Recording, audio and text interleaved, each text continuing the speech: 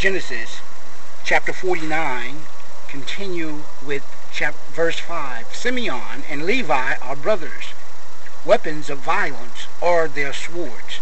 Let my soul come not into their counsel.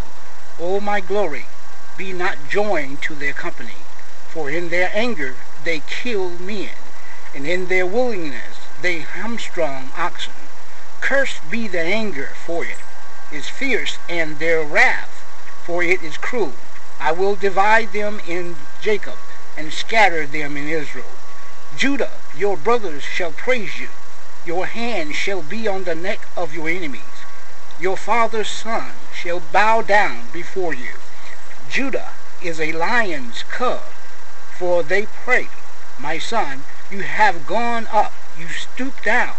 He crouches as a lion, and as a lioness who dares rouse him.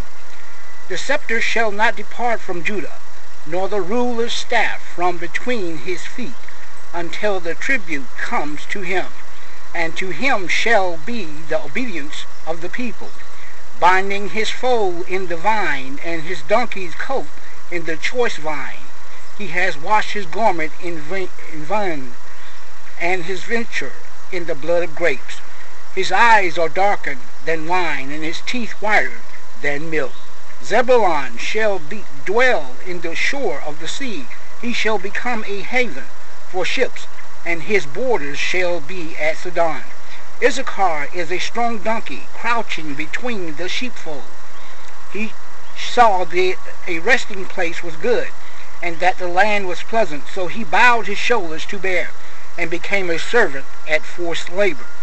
Dan shall judge his people as one of the tributes of Israel. Dan shall be a serpent in the way, a viper by the path, that bites the horses' heels, so that the riders fall backwards.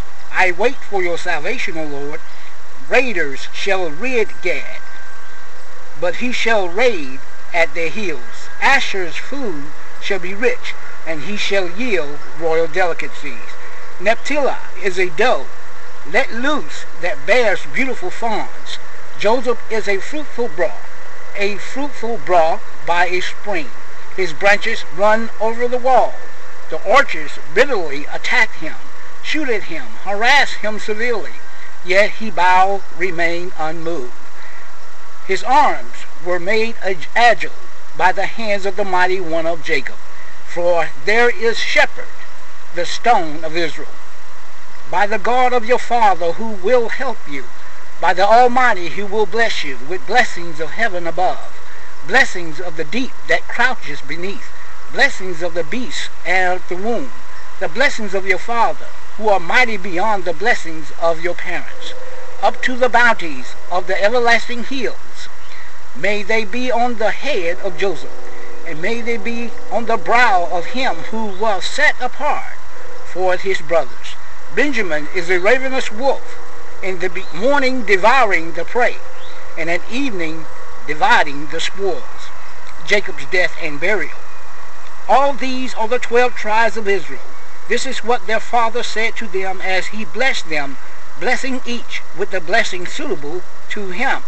Then he commanded them and said to them, I am to be gathered to your people. Bury me with my fathers in the cave that is in the field of Ephron the Hittite, in the cave that is in the field of Machpelah, in the east of Mamre, in the land of Canaan, which Abraham brought with the field from Ephron the Hittite to possess as a burying place. There they buried Abraham and Sarah his wife. There they buried Isaac and Rebekah his wife. And there he buried Leah. The field and the cave it is in they were brought from the Hittites. When Jacob finished commanding his sons, he drew up his feet unto the bed, and breathed his last, and was gathered to his people. Chapter 50. Then Joseph fell on his father's face, and wept over him, and kissed him. And Joseph commanded his servants and physicians to embalm his father. So the physicians embalmed Israel. 40 days were required for it. For this is how many are required for embalming, and the Egyptians wept for him 70 days.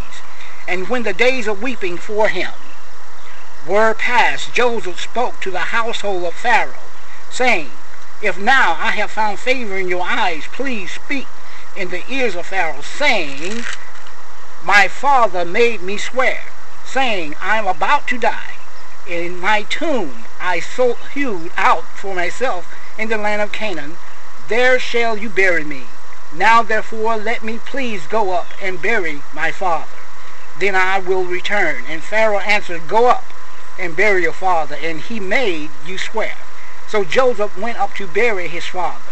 With him went up all the servants of Pharaoh, the elders of the household, all the elders of the land of Egypt, as well as all the household of Joseph, his brothers, his father's household. Only their children, their flocks, and their herds were left in the land of Goshen.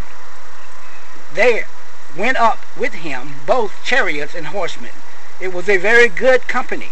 When they came to the threshing floor of Atad, when it is beyond the Jordan, they lamented there with a very great and grievous lamentation. And he made a mourning for his father 7 days. When the inhabitants of the land of Canaanites saw the mourning of the threshing floor of Atad, they said, This is a grievous mourning by the Egyptian. Therefore the place was named Abel-Mazarah. It is beyond the Jordan. Thus the sons did for him as he had commanded them. For the sons carried him to the land of Canaan and buried him in the cave of the field of Machpelah, in the east of Mamre, which Abraham brought with the field from Ephron the Hittite to possess as a burying place. After he had buried his father, Joseph returned to Egypt with his brothers, all who had gone with him to bury his father. God's good purpose. When Joseph's brothers saw that their father was dead, they said, It may be that Joseph will hate us and pay us back for all the evil that we did him. So they sent a messenger to Joseph, saying, Your father gave this command before he died. Say to Joseph, Please forgive the transgressions of your brothers and their sins, because they did evil to you. And now please forgive the transgressions of the servants of the God of your father. Joseph wept when they spoke to him.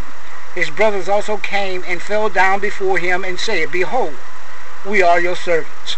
But Joseph said to them, Do not fear, for I am in the place of God. As for you, you meant evil against me, but God meant it for good, to bring it about that many people should be kept alive as they are today.